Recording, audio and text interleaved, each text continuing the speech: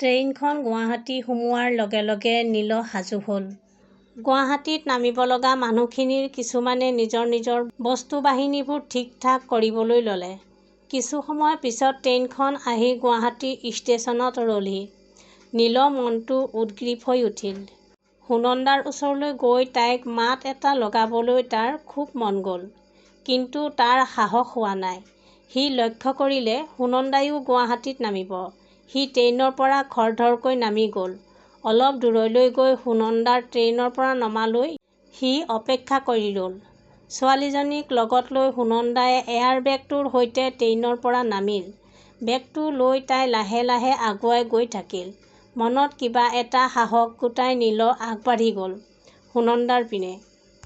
সুনন্দা, সি তাইৰ পিনে অলপ আগুৱাই আহি মাত লগালে। সুনন্দাই মাতটো শুনি অলপ ৰৈ দি তাৰ পিনে চালে। নীলৰ দুচকুত কাতৰ চাৱনি। সুনন্দাই অলপ সময় তালৈ চাই ৰ'ল। কেনে আছা সুনন্দা? সি তাইৰ পিনে চালে। জীয়াই আছোঁ নীল। সুনন্দাই তাৰ পিনে চাই লাহেকৈ ক'লে। সুনন্দাৰ মাতত এয়া খং নে অভিমান নে ক্ষমা সি একো বুজিব নোৱাৰিলে। নোৱাৰে তাই তাক কেতিয়াও ক্ষমা কৰিব। সি জানে। তথাপিও তাইৰ ওচৰলৈ আহিবলৈ সি আজি সাহসকণ গোটাইছে। বহুত কথাই সুধিবলৈ মন গৈছিল তাৰ তাইক।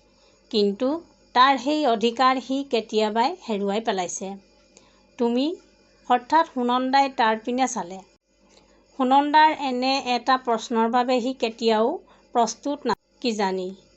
আছোঁ, সি লাহেকৈ ক'লে। সুনন্দাই লাহেকৈ মূৰটো দুপিয়ালে। তোমাৰ ছোৱালী? সি অকণমানিজনীলৈ চাই সুধিলে। তাৰ প্ৰশ্নত সুনন্দা কিছু সময় থৰ হৈ ৰ'ল। অঁ। হঠাৎ চেতনা ঘূৰাই পোৱা মানুহৰ দৰে তাই কোনোমতে মূৰ দুপিয়ালে।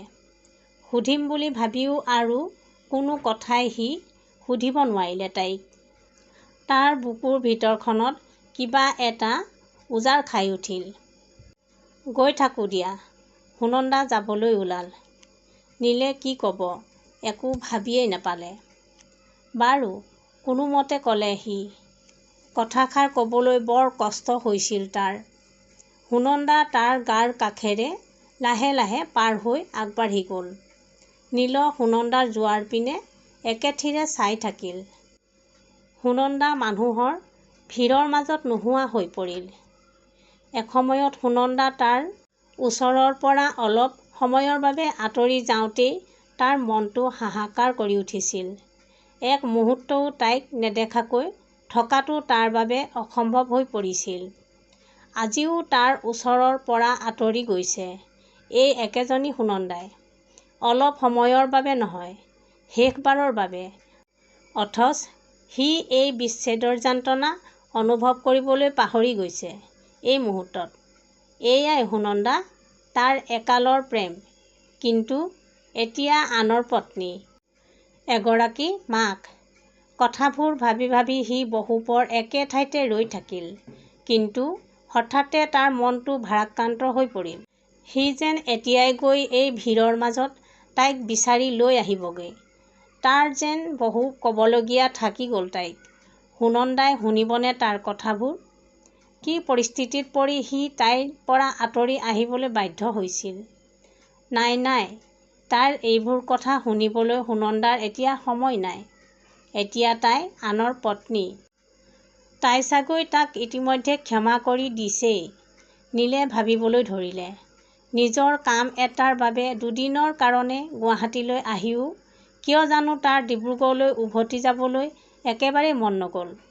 এইখন চহৰত তাৰ বহু স্মৃতি বিজড়িত হৈ আছে। দুদিন নহয়, চিৰদিনৰ বাবে সি থাকি যাব বিচাৰে গুৱাহাটীত। কিন্তু এয়া জানো সম্ভৱ? স্মৃতিবোৰ যে এতিয়া অতীত হ'ল। দুদিনৰ পিছত গুৱাহাটীৰ কামখিনি কৰি লৈ সি ডিব্ৰুগড়লৈ উভতি গ'ল। প্ৰায় 10 দিনমানৰ পিছত নীলৰ মোবাইললৈ এটা অচিনাকি নম্বৰৰ পৰা মেছেজ আহিল। নীল, সময়ে মোক বহু দূৰলৈ লৈ আহিল তোমাৰ পৰা। কেতিয়াও ভবা নাছিলোঁ সপোনবোৰ এনেকৈ থান-বান হৈ যাব বুলি। বৰ সযতনে বুকুৰ মাজত সেই সপোনবোৰ সাঁচি ৰাখিছিলোঁ। তোমাৰ অবিহনে জীয়াই থাকিব লাগিব বুলি কেতিয়াও ভাবিব নোৱাৰা মানুহজনীয়ে এতিয়া জীয়াই থাকিবলৈ আপ্ৰাণ চেষ্টা কৰিছোঁ। সময়েই সকলো চাগৈ। সেই সময়েই মোক আজি এইখিনিলৈ আগুৱাই আনিছে। তুমি মোলৈ ৰবানে? এদিন তুমিয়েই মোক সুধিছিলা, মনত আছেনে নীল? মই কৈছিলোঁ তোমাৰ বাবে মই মোৰ মৃত্যুৰ শেষ মুহূৰ্তলৈকে ৰ'ব পাৰিম। মই কিন্তু তোমাৰ বাবে অপেক্ষা কৰি ৰৈছিলোঁ নীল। তুমি তোমাৰ বিয়াৰ প্ৰস্তুতিত ব্যস্ত হৈ পৰিলা। পাহৰি গলা মোক দিয়া প্ৰতিশ্ৰুতি। বহুবাৰ তোমালৈ ফোন কৰাতো তুমি মোৰ ফোন ৰিচিভ নকৰিলা আৰু কেতিয়াও নকৰিলা। দেউতা আৰু মায়ে কথাবোৰ জানিব পাৰি ভাঙি পৰিছিল। সমাজৰ ভয়ত মোক বদনামৰ পৰা বচাবলৈ অশেষ চেষ্টা কৰিছিল। কিন্তু তেতিয়ালৈ বহুত দেৰি হৈ গৈছিল। দেউতাই এই দুখতে চিৰদিনৰ বাবে বিদায় মাগিলে। মই বহুত কান্দিলোঁ। এদিন মাও গুচি গ'ল। দেউতাৰ দৰেই মই একেবাৰে অকলশৰীয়া হৈ পৰিলোঁ। মোৰ কোনো উপায় নাছিল তেতিয়া। মই নিকিক জন্ম দিয়াটোৱেই সিদ্ধান্ত ল'লোঁ। নিকিয়ে তাইৰ দেউতাকৰ কথা একোৱেই নাজানে। নিকিয়েই নহয়, এই কথা মোৰ আৰু ভগৱানৰ বাহিৰে কোনোৱেই নাজানে। মানে? নীল অলপ সময়ৰ বাবে থৰ হৈ ৰ'ল। নিকি তাৰ সন্তান? সুনন্দা কি অবিবাহিতা হৈ ৰ'ল? উহ ভগৱান, এয়া কি হৈছে মোৰ লগত? সি আকৌ পঢ়ি গ'ল। মই মোৰ ভালপোৱাৰ সকলো প্ৰমাণ দিলোঁ। মোক সময়ে ক'ত পোৱালেহি আজি? কৃষ্ণচূড়াৰ ৰঙা পাহিবোৰ বুটলি তোমাক লৈ দেখা সপোনবোৰ ৰঙীন হৈ উঠিছিল এদিন। কৃষ্ণচূড়াৰ ফুলবোৰ তেতিয়া আমাৰ বাবেই ফুলিছিল। মোৰ তেনেকুৱাই লাগিছিল এদিন নীল। কিন্তু এয়া মোৰ ভুল ধাৰণা আছিল। কৃষ্ণচূড়াবোৰ আমাৰ বাবে ফুলা নাছিল তেতিয়া। কৃষ্ণচূড়াবোৰ আৰু কাহানিও নুফুলে নীল। নিকিক মই দেউতাকৰ মৰমখিনি দিবলৈ চেষ্টা কৰিম যাতে তাই কোনোদিনে দেউতাকৰ শূন্যতাখিনি অনুভৱ নকৰে। দেউতাক অবিহনে তাই জীয়াই থাকিবলৈ শিকক। নহ'লে যে মোৰ দৰে কষ্ট সহ্য কৰিবলৈ তাই বৰ টান হ'ব। তাই এতিয়া তেনেই সৰু হৈ আছে। কিন্তু এদিন তাই দেউতাকৰ কথা সুধিলে মই তাক কি বুলি সান্তনা দিম নীল? মই একো ভাবিয়েই নাপালোঁ। সেয়াও সময়েই ক'ব। সময়ে সকলো চম্ভালি লয়। নিকিকো চম্ভালিব এদিন। মোৰ বিশ্বাস আছে নিকিৰ নামটো মই তোমাৰ নামটোৰ প্ৰথমটো আখৰ নৰেই থলোঁ যাতে তোমাৰ প্ৰতি মোৰ ভালপোৱা মোৰ দুচকুৰ আগত সদায় জীপাল হৈ থাকে আৰু তোমাক যাতে মই সদায় মোৰ ওচৰত অনুভৱ কৰিব পাৰোঁ। আজিও অনুভৱ কৰোঁ। আৰু সদায় থাকিব তোমাৰ প্ৰতি মোৰ সেই প্ৰেম ভালপোৱা।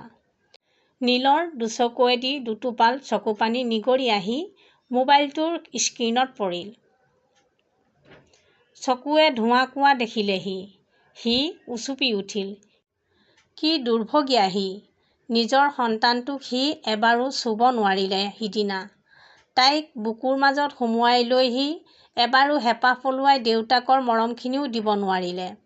অথচ সি সেই সন্তানৰে পিতৃ। সি কেনেকৈ বুজাব সুনন্দাক? সি যে সকলো হেৰুৱাই পেলাইছে ইতিমধ্যে। দেউতাক, পত্নী, নিজ সন্তান। এতিয়া তাৰ প্ৰেম সুনন্দা আৰু সিহঁতৰ প্ৰেমৰ একমাত্ৰ সাক্ষী নিকিও তাৰ ওচৰৰ পৰা আঁতৰি যাবলৈ ওলাইছে।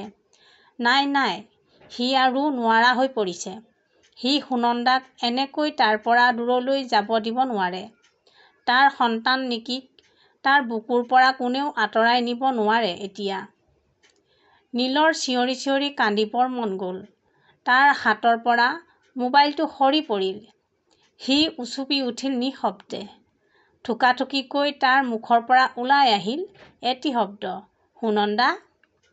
কৃষ্ণচূড়াবোৰ আকৌ ফুলিব সুনন্দা।